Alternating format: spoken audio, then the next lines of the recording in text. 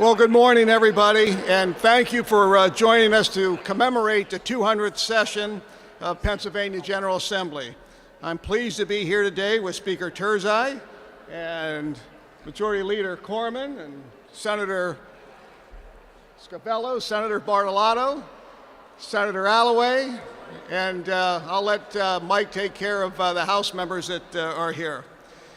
The opening of the General Assembly's term in 2016 marked the 200th session in which the General Assembly has met. However, it was on November 28, 1776, that the first session of the General Assembly actually began, which is why we are recognizing it this fall. While it's true, as my colleague will remind me, the House was the first legislative body in 1776. It was in 1790 that the bicameral legislature began, with the Senate being established in that year. But, this is very important, it only took 14 years for the State House being all alone before they created the Senate. A decision that I'm sure some House members still regret. The math behind our 200-year history is very interesting, given that the two-year legislative session that we have now was not always the norm. So just a little history on how the sessions played out. From 1776 to 1878, the General Assembly met annually 1 year for 102 sessions. In 1879 to 1958, the General Assembly met for 42-year sessions. In 1959 to present, legislative sessions returned to counting each subsequent calendar year, 58 in total, as one distinct session. The House, which as the original legislative body has met in more than 200 sessions. The entire General Assembly, as is known in 2016, has met for 200 sessions.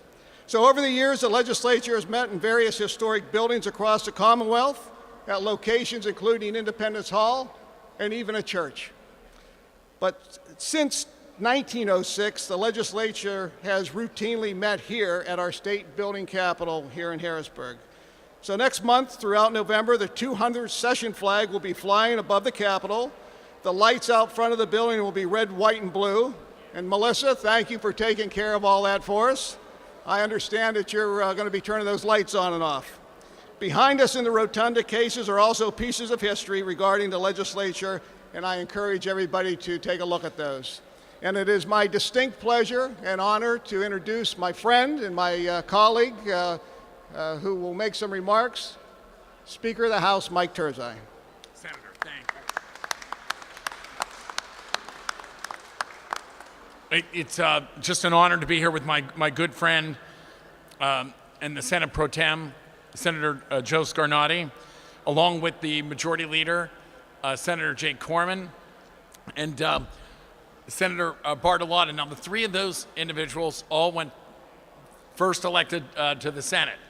But the esteemed gentleman here to my left, Senator Mario Scavella, started in the House and said he wanted to stay, and then all of a sudden he was running for the state Senate. We have many of our good friends who served in the House have had an opportunity to then serve in the state Senate. And I also saw here earlier my good friend, Majority Leader Dave Reed. While today we commemorate the 200th session of the General Assembly, let's look back to a man named John Jacobs, who through the newspaper, the Pennsylvania Packet, asked the people of Chester County, how about this, not to elect him to the General Assembly. And let me read his letter dated October 8th and published October 22nd, 1776, that most very famous year in our history. To the free men of the County of Chester, gentlemen, it is with gratitude I reflect on the repeated remarks of your confidence and esteem manifested by your choosing me, one of your representatives in Assembly for many years past. And I have no doubt of your continuing the fame, as I am not conscious that I have forfeited your good opinion. But I am grown old in your service and of course attended with many infirmities, which with the necessary application to my own affairs, added to the satisfaction a private life affords, induces me to request you not to choose me into any public office at the ensuing election, as I can no longer serve you. As this is the only request I ever made of you, except of the famed kind, I hope you will grant it. I am and trust ever shall remain yours and my country's real friend, John Jacobs.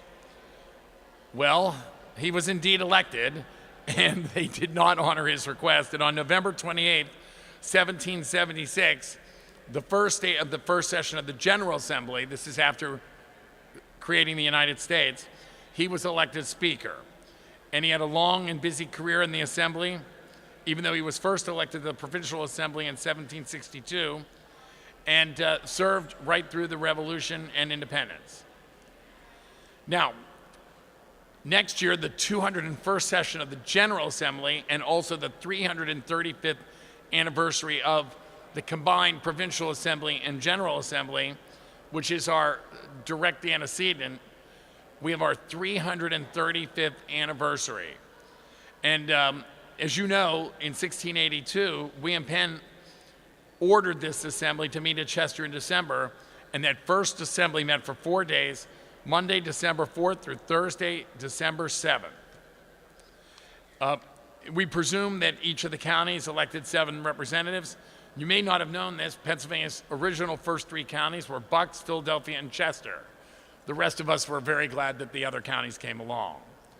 While the identity of the speaker is unknown, that very first one, we believe it was Thomas Wynn, William Penn's physician, or Nicholas Moore, a good friend of William Penn's. And Wynn was separately elected in 1683 and Moore in 1684. The Provincial Assembly is considered by historians as America's first independent legislative body. And in 1685, the Assembly insisted on greater autonomy from the colonial authorities. They wanted the right to initiate legislation. And this, in essence, became the foundation of representative government in America. The fact of the matter is, the Provincial Assembly, that 335th anniversary, which is going to come upon us next year, is really quite a landmark in the annals of representative democracy. Really, in the annals of representative democracy. In 1735, the Assembly first met in its headquarters, the State House, now known as Independence Hall, and we all know the history with respect to Independence Hall. I am so excited to be undertaking an effort to celebrate the 335th anniversary of our representative body with Senator Scarnati, our colleagues in the Senate, and our colleagues in the House from both sides of the aisle, Republican and Democrat. Thank you very much, and I'll open it up to any questions you may have.